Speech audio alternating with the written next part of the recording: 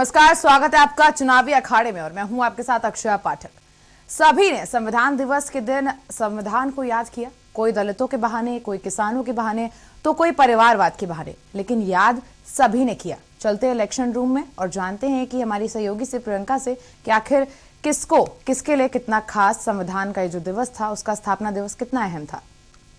जी हाँ, election room में आपका स्वागत है। मैं हूं प्रियंका। चुनावी मौसम में जुबानी हमला लाजमी है। संविधान दिवस के अवसर पर सभी दलों ने एक दूसरे के खिलाफ जमकर हमला बोला, तो वहीं किसानों ने इस बात का खुलकर ऐलान किया कि वो हमेशा किसानों के साथ खड़े हैं, जिससे सियासी पारा और गर्म हो गया।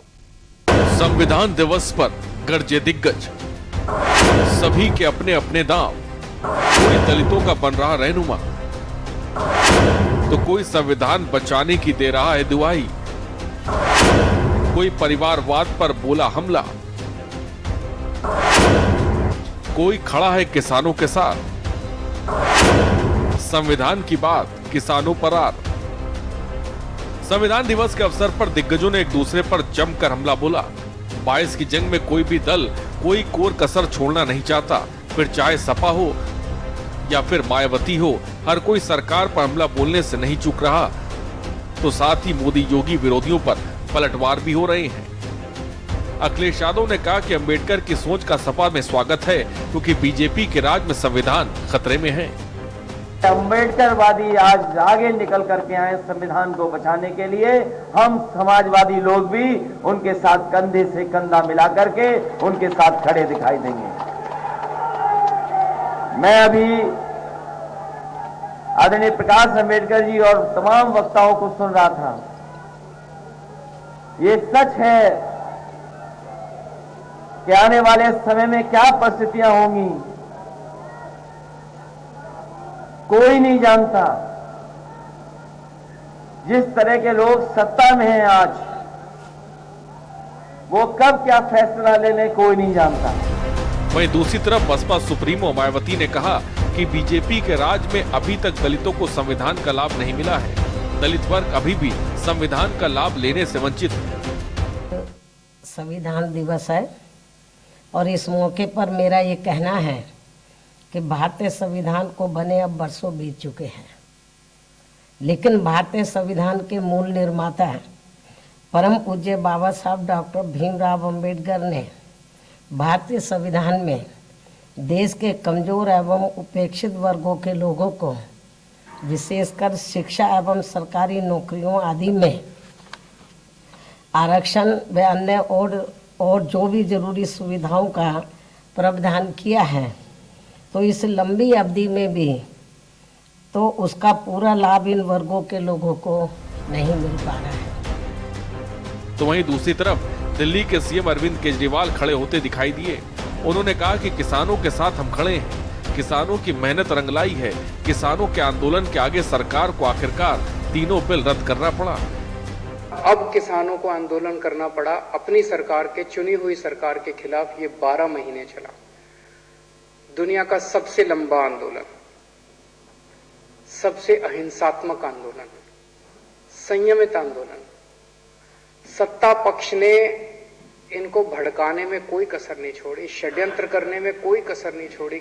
लेकिन एक खुशी की बात यह कि उनकी आत्मा को अब शांति मिल रही होगी, क्योंकि उन्होंने जिस चीज के लिए शहादत दी वो अंत में लक्ष्य पूरा हुआ और किसानों की जीत हुई। वहीं दूसरी तरफ सभी विरोधियों पर पीएम मोदी ने हमला बोला। उन्होंने कहा कि संविधान दिवस को शुरू से ही मनाना चाहिए था, लेकिन कुछ लोग केवल परिवारवाद की ही राजनीति करते रहे।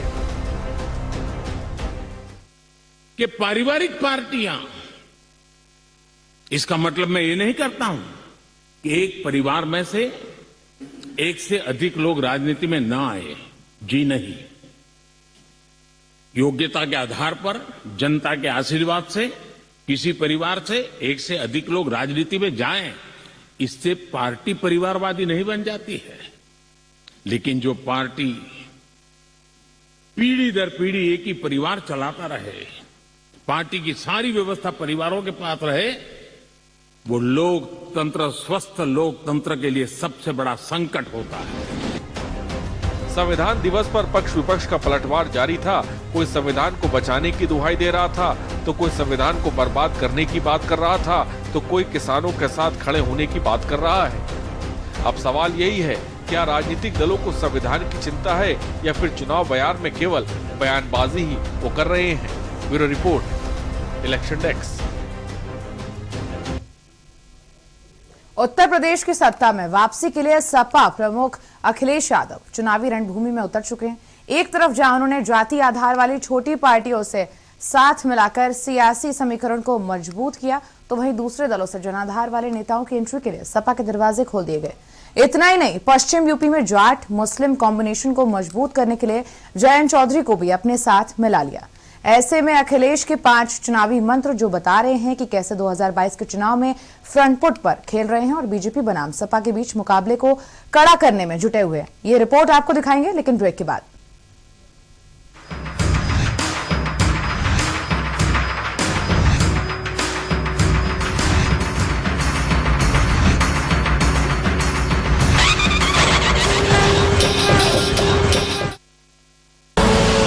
आप देख रहे हैं के न्यूज, खबरों का सारथी।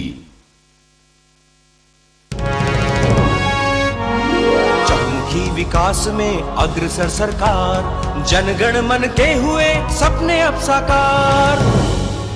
हमारी बेटी के जन्म पर हमारे मुख्यमंत्री धामी जी ने मुझे और मेरी बेटी को महालक्ष्मी किट का अनोखा उपहार दिया है। इसके लिए हम हमारे मुख्यमंत्री धामी जी का दिल से धन्यवाद करते हैं। आंगनवाड़ी कार्यकर्तियों और आशा वर्कर्स को सरकार ने प्रोत्साहन राशि दी है और यही नहीं, मानदेय भी बढ़ाया है। उत्तराखंड सरकार ने तीली रौतेली पुरस्कार की धनराशि को बढ़ाकर 51,000 रूपए कर दिया है। कोविड के समय में ऑनलाइन पढ़ाई के लिए उत्तराखंड सरकार 10वीं 12वीं और उच्च शिक्षा के छात्राओं को मोबाइल टैब दे रही है। नंदा गोरा योजना से वंचित लड़कियों के लिए उत्तराखंड सरकार ने आर्थिक सहायता की स्वीकृति दे दी है। महिला स्वयं सहायता समूहों और राज्य सरकार की स्वरोजगार योजनाओं से जुड़े लाभार्थियों को दिया जाने वाला कोविड राहत पैकेज उत्तराखंड के लोगों को लाभ प्रदान करेगा। मुझे बिटिया की शादी की बहुत चिंता थी, पर सरकार ने हमारी सहायता करके हमें इस चिंता से मुक्त कर दिया। हम उत्तराखंड सरकार के बहुत आभारी हैं। महिलाओं के संग हैं हम, उत्तराखंड है हम। सुपुत्र मेडिटेशन गुरु बेहद नेक और पिताश्री थोड़े रंगीले, थोड़े दिल फेंक। दोनों के अलग हैं रंग, पर दोनों का एक अनोखा स्वाद। कमला पसंद, अनोखा स्वाद। चलो यहाँ पर सही से करेंगे। पूजा, मार्केट से आता हूँ। मिस्टर, कार की चाबी? नहीं, मैं पैदल ही जाऊंगा।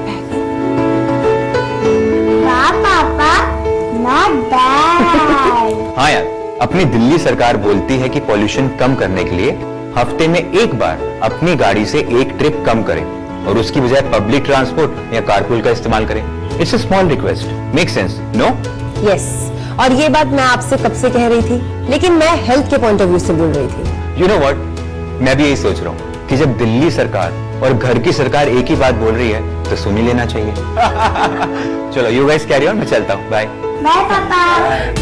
एक हफ्ते में आप जितनी बार गाड़ी निकालते हैं, अब से बस एक बार कम निकालें। बस एक ट्रिप कम, आप मिलकर अपने हिस्से का पोल्यूशन कम करें। हफ्ते में गाड़ी का बस एक ट्रिप कम करें। पर ये दिल है कि चख रहा है उन्हीं अल्फाजों का नूर नूर और नूर नूर और नूर नूर और। दूर कितना भी जाओ, इस जुबान से दूर ना जा पाओगे। रुमर बोलो जुबान केसरी। स्वाद और खुशबू में झूम के भाई लेके आए गोल्डी मसाले। गोल्डी मसाले, खुशबू और स्वाद ऐसा तो रिश्तों में गुस्सा कैसा। आप देख रहे हैं के न्यूज, खबरों का सारथी।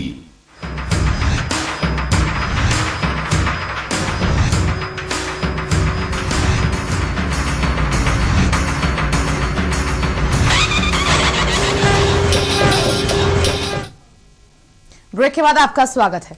उत्तर प्रदेश में गठबंधन की राजनीति हो गई है। ऐसे में अखिलेश के 5 चुनावी मंत्र जो बता रहे हैं कि कैसे 2022 के चुनाव में फ्रंट फुट पर खेल रहे हैं और बीजेपी बनाम सपा के बीच मुकाबले को कड़ा करने में जुटे हैं। देखिए हमारे इस खास रिपोर्ट में।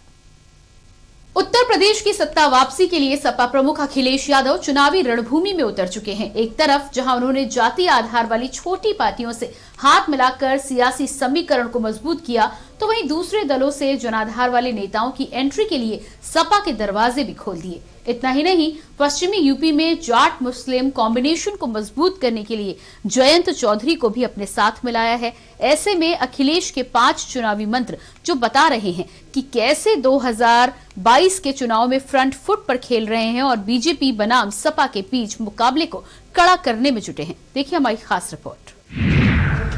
अखिलेश के 5 मंत्र, छोटे दलों के साथ बड़ा गठबंधन, दूसरे दल के नेताओं की एंट्री, सहयोगी दलों के साथ अभियान तेज, जाट मुस्लिम कॉम्बिनेशन मजबूत किया, शिवपाल ओवैसी को अहमियत नहीं।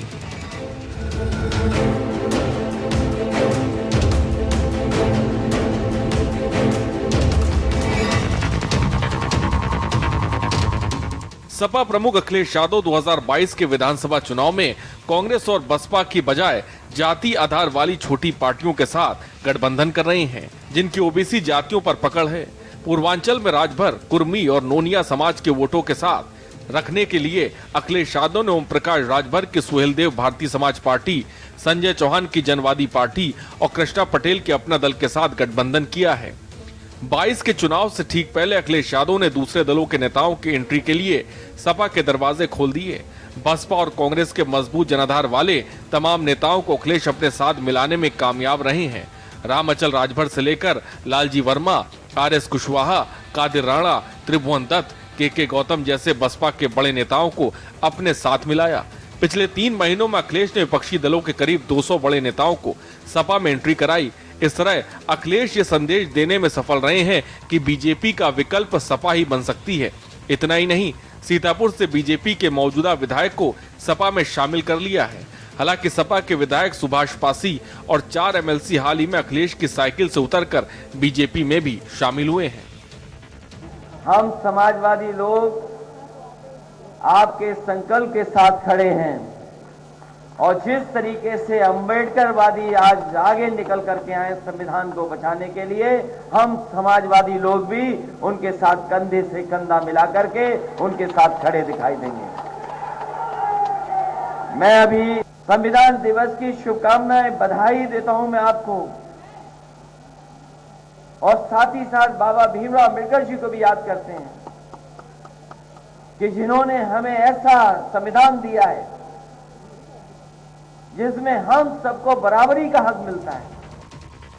उत्तर प्रदेश विधानसभा चुनाव की औपचारिक घोषणा होने से भले ही 3 महीने बाकी हों, लेकिन अखिलेश यादव अभी से ही अपने सहयोगी दलों के साथ रैलियां कर चुनावी हवा बनाने में लगे हैं।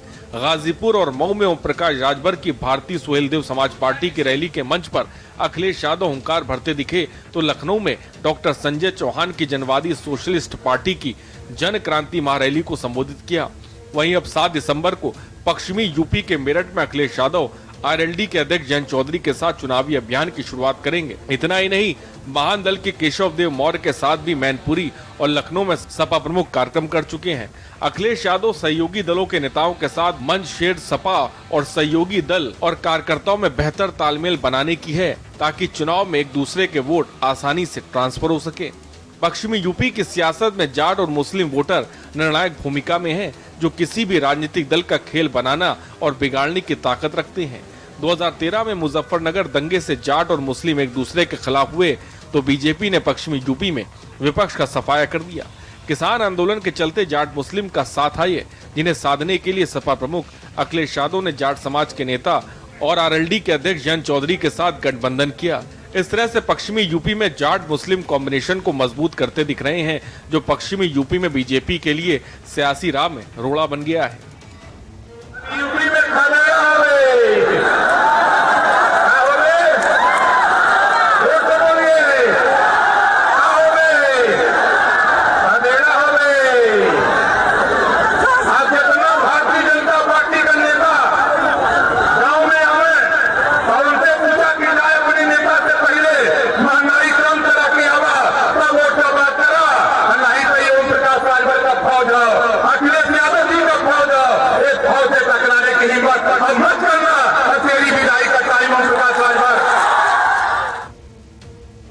सपा प्रमुख अखिलेश यादव 2022 के चुनाव में बहुत सदी हुई सियासी चाल चल रहे हैं।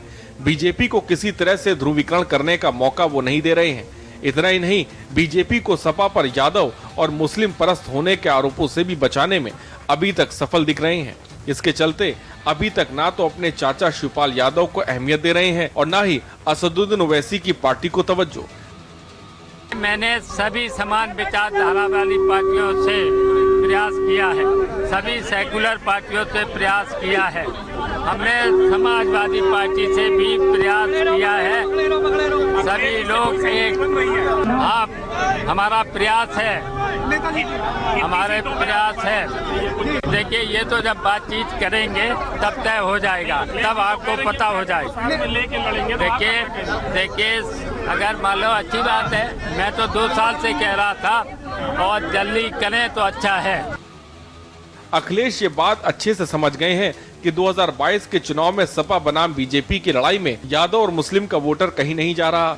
इसलिए शिवपाल के लाख कहने के बाद भी अखिलेश ने उनकी पार्टी के साथ किसी तरह का कोई समझौता नहीं किया। कुल मिलाकर देखा जाए तो अखिलेश ने यह बहुत अच्छे से जानते हैं कि बीजेपी को अगर सत्ता के शीर्ष से हटाना है तो उन्हें सपा को मजबूत करना ही होगा।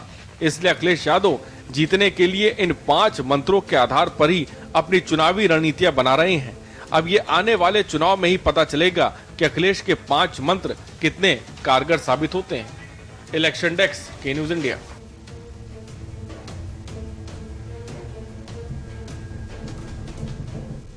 चुनावी अखाड़े में आपको आगे गठबंधन की सियासत और दिखाएंगे, लेकिन उससे पहले छोटे से ब्रेक के लिए रुक रहे हैं।